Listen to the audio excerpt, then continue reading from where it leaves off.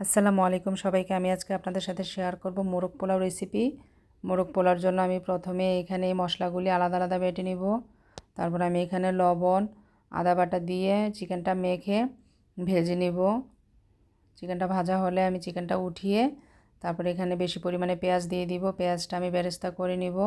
বেরেস্তা হলে এখান থেকে অর্ধেক পরিমাণ বেরেস্তা আমি উঠিয়ে রাখবো, আর বাকিটার মধ্যে আমি এখানে তেজপাতা, দারচিনি, এলাচ, কালো এলাচ, বাদাম বাটা, নারকেল বাটা দিয়ে আমি এটা 5 মিনিট ভেজে নেব। ভাজা হলে এখানে কাঁচামরিচ বাটা, গোলমরিচ বাটা, কিশমিশ বাটা, লাল মরিচ বাটা, তারপর আদা বাটা, পেঁয়াজ বাটা, জিরা বাটা, রসুন বাটা, তারপর রোস্টের মশলা, তারপর ধনিয়ার গুঁড়া, লাল মরিচের গুঁড়া, তারপরে টমেটো সস, কাঁচামরিচ, টক দই, গুঁড়া দুধ, চিনি দিয়ে ভালো করে কষিয়ে তারপর আমি এখানে চিকেনটা দিয়ে নেড়ে রান্না হতে দিব। তারপর আমি এখানে পোলাওটা বসিয়ে দেবো। এখানে আমি তেল গরম করে তেজপাতা, এলাচ, দারচিনি, তারপরে পেঁয়াজ, বাদাম বাটা, নারকেল বাটা, লবণ, আদা বাটা, রসুন বাটা দিয়ে তারপর সৌন্দর্যের জন্য একটু গাজর কুচি দিয়ে ভেজে আমি এখানে চালগুলি দিয়ে দিব। দিয়ে একদম ঝরঝরা করে ভেজে আমি এখানে ফুটানো গরম পানি দিয়ে দিব। দিয়ে পোলাওটা হতে দিব। তারপর আমি এখানে কাঁচামরিচ দিয়ে দিব। এখানে আমি রোস্টের মধ্যে কেওড়া জল দিব। তারপর পোলাতেও কেওড়া জল দিব। তারপর আমি বেরেস্তাটা দিয়ে দিব। তারপর আমি এখানে ঘি দিয়ে দিব। পোলাতেও ঘি দিয়ে দমে বসিয়ে দিব।